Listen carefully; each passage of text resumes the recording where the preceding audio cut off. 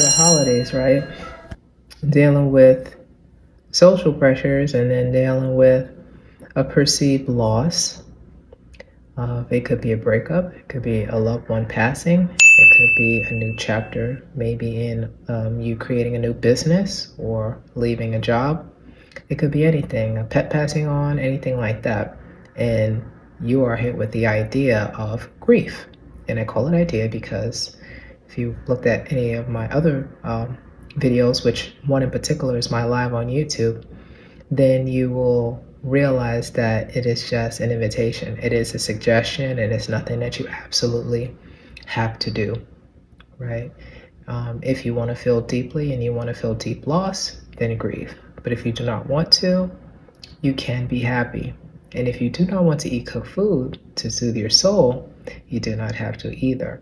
It is just a trigger from childhood, and it is just old recipes being used by your mind to give you some type of comfort. So when you look at it that way, you look at it as a choice.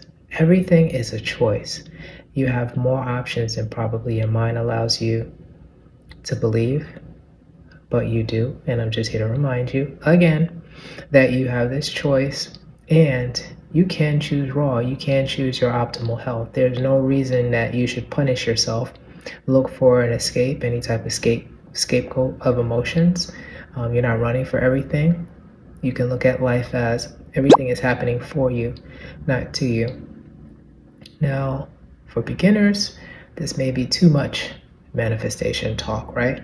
You just have to take it one day at a time, one step at a time. So if you're hit with an idea of maybe you should eat these cooked foods, it's the holidays, you can allow yourself to do that, and just don't guilt or shame yourself.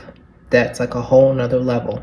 So just, unloosen your belt, get the shoveling down your gullet if that's what you prefer, the chocolate cake and all of these things, and do so with an educated mind, with a somewhat sober mind as best you can, of course, because your mind is already trying to kick your ass with the idea of loss, and maybe major change and major upheaval, which is bringing about a lot of ideas of stress. So if you do need that crutch of eating cooked foods and eating not so high vibing foods, then you can allow yourself to do that. But I'm just here to remind you that you don't have to even do that and create another little side problem where your body is attacking you because of, you're not eating the high vibing foods, So you don't want to create more problems, but at the same time, I do realize that you do have to basically meet yourself where you are.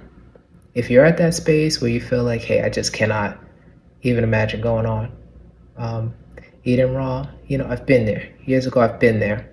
Went through a breakup. I just ate a burger. Like, I didn't even think too deep about it. I just ate a burger, and I was just like, and it felt emotionally really good.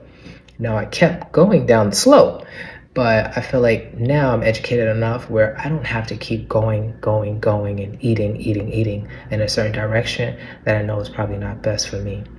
But now I am aware, only initially I was aware that it's an emotional eating, but I didn't feel like I had so much self-control back then or knowledge of myself that I could actually just do that and then just stop.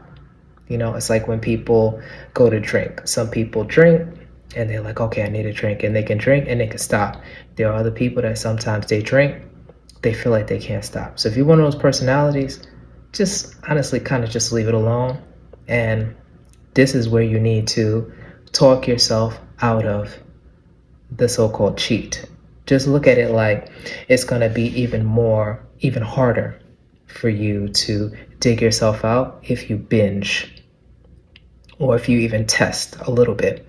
You have to kind of know yourself, and you may not know yourself, but whatever you choose to do, give yourself forgiveness. Again, don't add shame, don't add guilt, don't feel embarrassed. Not that you have to verbally vomit everything to everyone like a confessional, what you did and what you eat. Most people don't care. There's no vegan police. You're the vegan police, or the raw vegan police, or whatever the case is.